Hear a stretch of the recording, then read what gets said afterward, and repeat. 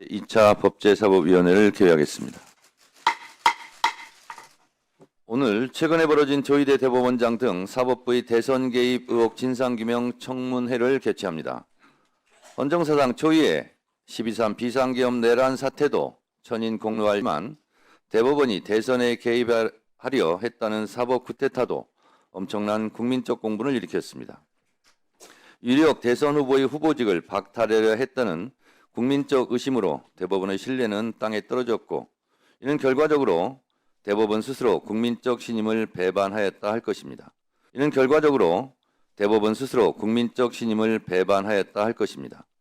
조희대 대법원장의 리더십은 회복하기 어려운 지경이고 사퇴의 목소리도 높습니다.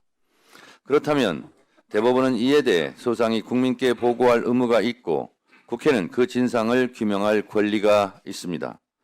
저희 법사위는 일주일 전에 조희대 대법원장 등 사법부의 대선 개입 의혹 진상규명 청문회를 의결했고, 조희대 대법원장 등 대법관과 법원행정처 직원 등에 대한 증인 출석을 또한 의결했습니다. 그러나 조희대 대법원장을 비롯한 사법부 16명 전원이 불출석 사유서를 제출했습니다. 결론적으로 정당 하부 16명 전원이 불출석 사유서를 제출했습니다. 결론적으로 정당 합의에 대하여 합의 과정의 해명을 요구하는 내용을 담고 있어 사법부의 독립을 보장한 대한민국 헌법 103조, 합의 과정의 비공개를 정한 법원조직법 제65조, 재판에 관한 국정조사의 한계를 정한 국정감사 및 조사에 관한 법률 제8조, 국회법 37조 1항 제2호의 규정과 취지에 반하는 것으로서 헌법과 법률을 준수해야 하는 저로서는 청문회에 출석할 수 없다는 입장을 말씀드립니다. 2025년 5월 9일 조희대. 이렇게 불출석 사유서를 제출을 했습니다.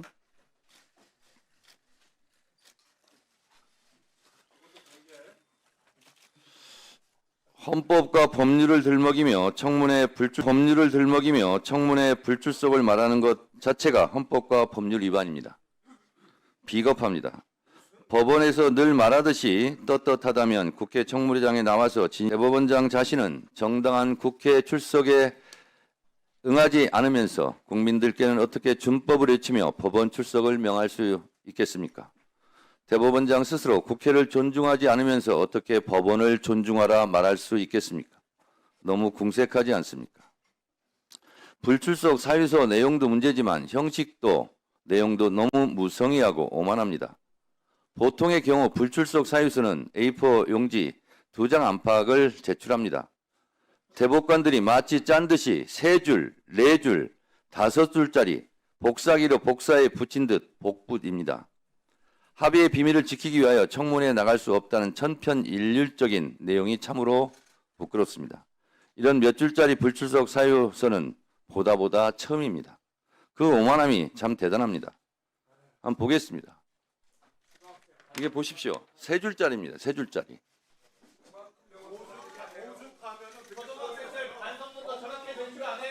세 줄짜리, 4줄짜리. 그리고 잠깐 조용히 하세요. 3줄로 쓰기에 민망했던지 폰트를 늘리고 자간을 늘려서 억지로 5줄짜리로 만든 대법관도 있습니다.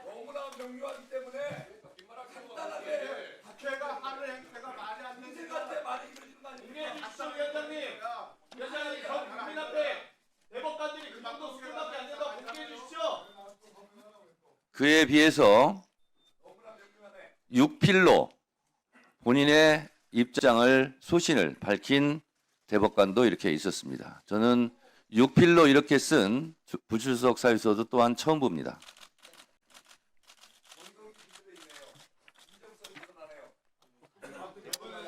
이러니 사법개혁의 목소리가 국민적 공감대를 얻는 것입니다.